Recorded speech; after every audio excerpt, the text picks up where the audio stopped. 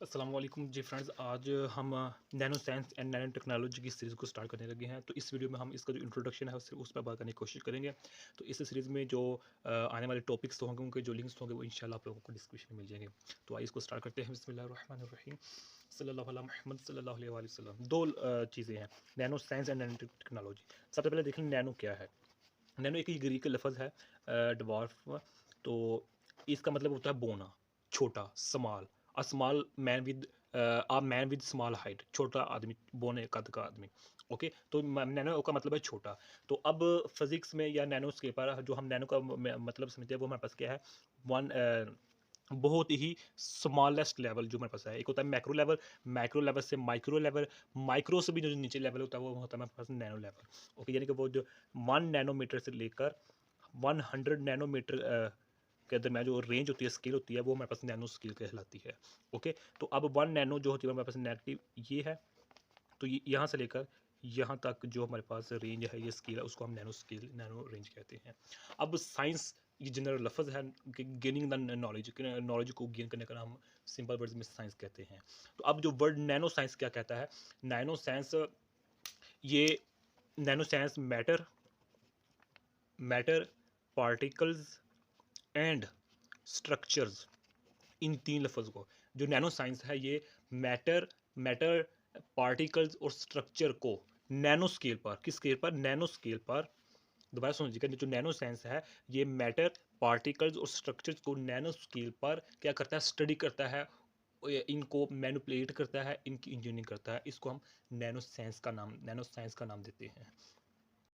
मिसाल के तौर पर जो इस मैटर की प्रॉपर्टी है, मिसाल के तौर पर electrical property, optical property, thermal property और जो मैकेनिकल प्रॉपर्टीज़ हैं, इन तमाम प्रॉपर्टीज़ को हम नैनो स्केल पर क्या करते हैं, डिटरमाइन करते हैं थ्रू द नैनो साइंस। तो इसमें एक और बात ये है कि ये प्रॉपर्टीज़ को तो हम डिटरमाइन करते हैं, इसमें ये है कि जब यही प्रॉपर्टीज़, जब यही जो मटेरियल हम ले रहे हैं, जो हम मटेरियल को डिस्कस कर रहे हैं, स्टडी कर रहे हैं, वो नैनो लेवल पर कुछ और प्रॉपर्टीज शो कर रहा है, लेकिन इसी सेम मटेरियल को जब हम मैक्रोस्कोपिक यानी कि बड़े पैमाने पर लेकर जाएंगे, तो वहाँ ये प्रॉपर्टी चेंज हो जाएंगी। क्यों? क्योंकि जो क्वांटम मैकेनिकल इफेक्ट्स होते हैं वो चेंज हो जाते हैं। यानी कि ये देखिए मैक्रो है, तो मैक्रो से माइक्रो, तो माइक्रो से नैनो। तो अब एक सेम मटेरियल लें, तो उस सेम मटेरियल की जो प्रॉपर्टी होगी वो इस पर डिफरेंट होगी, इस पर डिफरेंट होगी और इस पर डिफरेंट होगी। ओके, ये तो सिंपल सा पता है। अब हम बात करते हैं नैनो टेक्नोलॉजी। अच्छा, जो टेक्नोलॉजी का लफ्ज़ है ना, नैनो टेक्नोलॉजी, ये 1974 में पेश किया गया था। उसका नाम था हमारे पास नोरियो टेनी गशी। ये जापानीज फिजिसिस्ट था, इसने 1974 में फर्स्ट टाइम ये नाम दिया था नैनो टेक्नोलॉजी का। ओके, अच्छा, इससे पहले ये देख लें कि 1900 उनसठ में यानी कि 1959 में अक्टूबर या फिर दिसंबर में अमेरिका अमेरिका में एक जो सोसाइटी थी, उसमें एक टॉक हुई थी, जिस टॉक को हम फेमन टॉक कहते हैं। इसको हम इंशाल्लाह एक अलग से इस पर बात करेंगे, फेमन टॉक।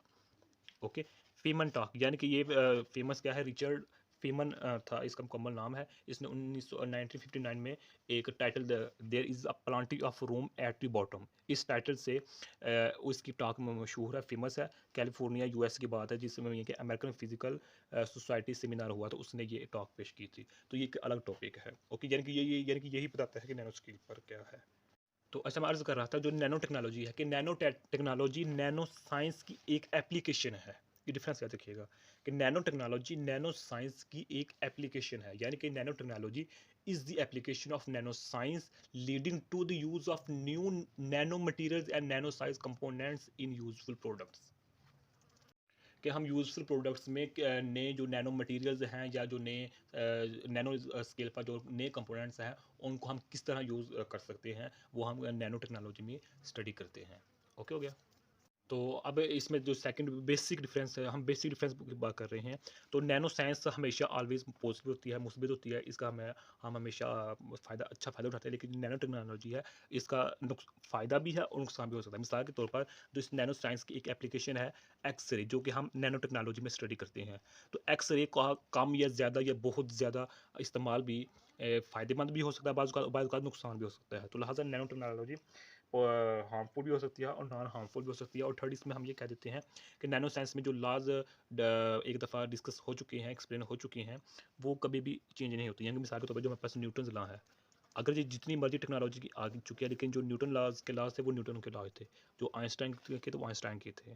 हाँ, जो इख्तिलाफ़ हो सकता है इल्मी, लेकिन जो लॉ एक प्रिंसिपल बन चुका है, वो बन चुका है।